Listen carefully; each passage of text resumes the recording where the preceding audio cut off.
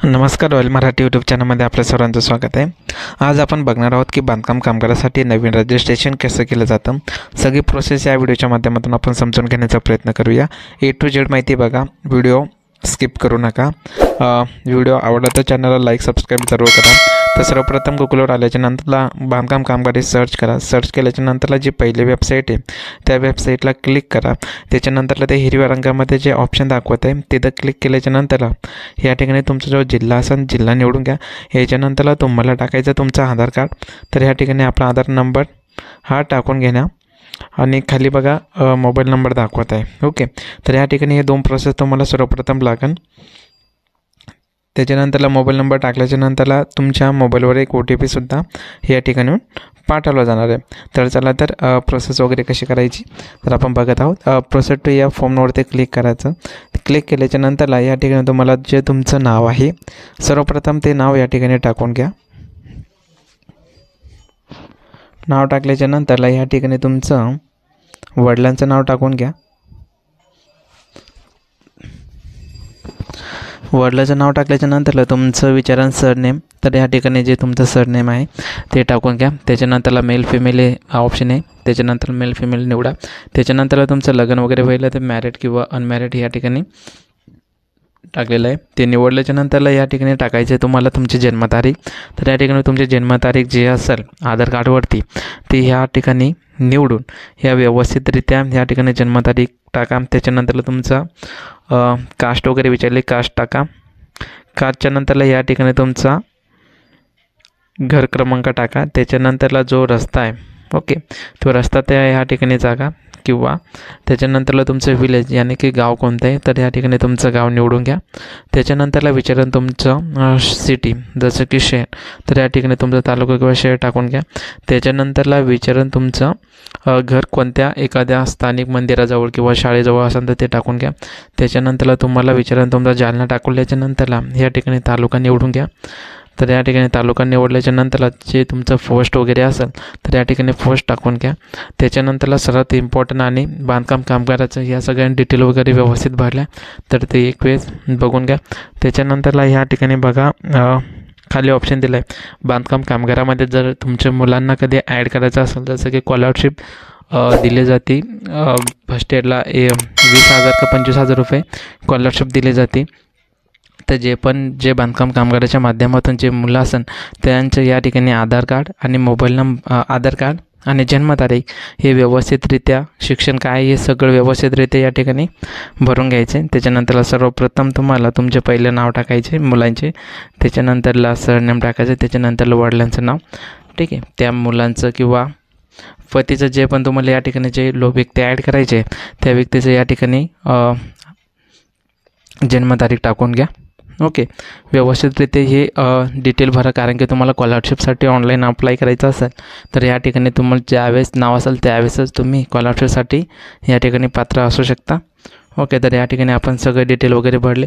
त्याच्यानंतरला तुमचा व्यवसाय वगैरेसुद्धा या ठिकाणी विचारला, जे मुलगा वगैरे सण किंवा या ठिकाणी जे ऑप्शन आहे तुमचं काय नातं आहे तर या ठिकाणी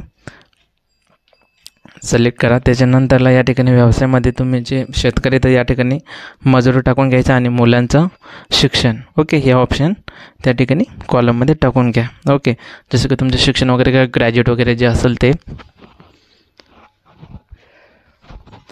टाकल्याच्या नंतरला ह्या ठिकाणी बघा या व्यवसायामध्ये मुलांचं शिक्षण चालू असेल तर मुलांचं शिक्षण टाकून घ्या। आता ह्या व्यक्तीचं शिक्षण वगैरे नाही तर नॉट एज्युकेटेड या ठिकाणी हे ऑप्शन आम्ही सर्च करत आहे।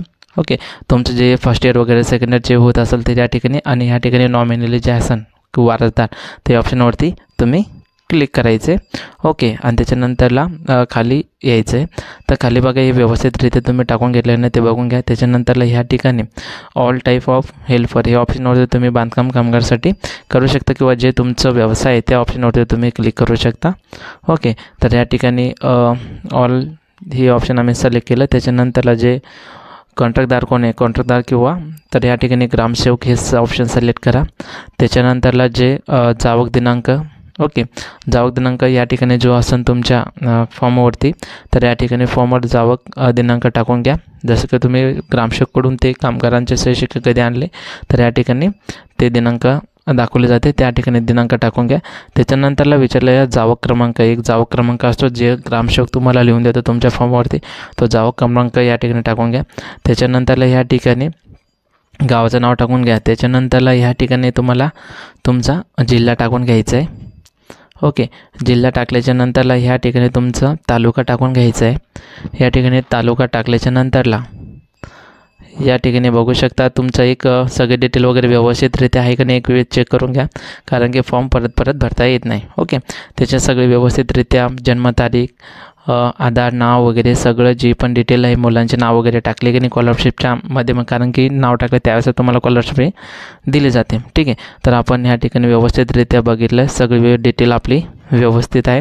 त्याच्यानंतरला आपण आता बघणार आहोत ते डॉक्युमेंट अपलोड करणार आहेत। सर्वप्रथम आपण खाली आल्याच्या नंतरला या ठिकाणी अपलोड फोटो या ऑप्शनवरती क्लिक करूया। जसं की तुम्ही एक पासपोर्ट फोटो असेल तुमचा फोनमध्ये, तर या ठिकाणी पासपोर्ट फोटो या ठिकाणी आपण फाईलच्या माध्यमातून जे पण व्यक्ती आहे, ठीक आहे, तर या ठिकाणी आपण पासवर्ड अपलोड केला आहे जसं की फोटो। त्याच्यानंतरला जे तुमचं आधार कार्ड, ठीक आहे, तुमच्या मोबाईलमध्ये आधार कार्ड हे PDF माध्यमातून PDF बनवून घ्या तुमचं फर्स्ट आणि बॅक साईड। ठीक आहे, या ठिकाणी आपण आधार PDF माध्यमातून ऑनलाईन करून टाकूया। ठीक आहे, तर या ठिकाणी आपण आधार ऑनलाईन करून घ्या, जसं की फर्स्ट आणि सेकंड ही तुमचं जे मागील आणि पुढची बाजू दोन्ही बाजू या ठिकाणी दिसायला पाहिजे, अशा प्रकारचे आधार कार्ड आपल्याला अपलोड करायचं आहे। त्याच्यानंतरला या ठिकाणी जो तुमचा फॉर्म आहे, जो ग्रामसेवकचा सिग्नेचर किंवा कॉन्ट्रॅक्टदारचं सिग्नेचर दिलेलं आहे, ते फॉर्म या ठिकाणून आपण अपलोड करायचं आहे। ठीक आहे, तर आपण या ठिकाणी जो भरलेला फॉर्म आहे, फॉर्म बघा अशा प्रकारचा फॉर्म असतो।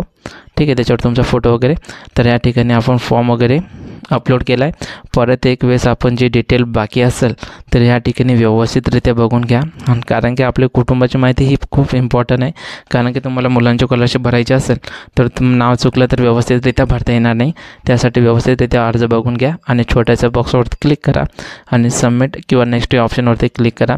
तुम्हाला अशा प्रकारचा हा इंटरफेस दाखवला जाणार आहे। त्याच्यानंतर ओके, तर या ठिकाणी आपण OTP ऑप्शनवरती क्लिक करू। जे पण मोबाईल नंबर रजिस्ट्रेशन आहे त्या मोबाईल नंबरवर एक OTP केला, त्या व्यक्तीकडून जे 6 अंकाची OTP तुमच्या मोबाईलवर आले असेल ते OTP या ठिकाणी टाकून व्हॅलिडेट OTP ह्या ऑप्शनवरती आपण क्लिक करून घेणार आहोत। ठीक आहे, तुम्हाला 1 किंवा 2 सेकंड लागू शकतात OTP येण्यासाठी। ठीक आहे, OTPची वाट बघूया। ओके, तर या ठिकाणी आपले OTP आले, OTP टाकून या ऑप्शनवरती क्लिक करा, थोडंसं 1 ते 2 सेकंड वेट करा। त्याच्यानंतरला या ठिकाणी जे तुमचं जे स्टेटस आहे सगळे डिटेल वगैरे आपल्याला या ठिकाणी बघू शकता। त्याच्यानंतरला तुमचे फॉर्मसुद्धा या ठिकाणी स्क्रोल केल्याच्या नंतरला बघू शकता तुम्ही अशा प्रकारे तुमच्या मोबाईलच्या माध्यमातून सुद्धा तुम्ही तुमच्या बांधकाम कामगारासाठी नवीन रजिस्ट्रेशन किंवा नवीन बांधकाम नोंदणी तुम्ही करू शकता। ओके, तर आपण जे OTP वगैरे टाकली आहे, ठीक आहे, आता 2 सेकंदाच्यामध्ये जे प्रोसेस वगैरे नेटवर्क इश्यू याच्यासाठी थोडासा वेळ लागत आहे आपल्याला, तर या सगळे डिटेल आपण ह्या व्यवस्थितरित्या या ठिकाणी पार केलेले आहे। ओके, अजून कोणाला काही प्रॉब्लेम वगैरे असेल तर तुम्ही व्हिडिओच्या माध्यमातून कमेंटमधून टाकून विचारू शकता। या ठिकाणी बघू शकता स्टेटस वगैरे सगळं ॲक्टिव्ह दाखवलं, कारण की A to Z प्रोसेस आपण या व्हिडिओच्या माध्यमातून तुम्हाला सांगण्याचा प्रयत्न केला। अजून कोणी नवीन चॅनलवर नवीन असाल तर लाईक सबस्क्राईब करा आणि व्हिडिओ शेअर करा।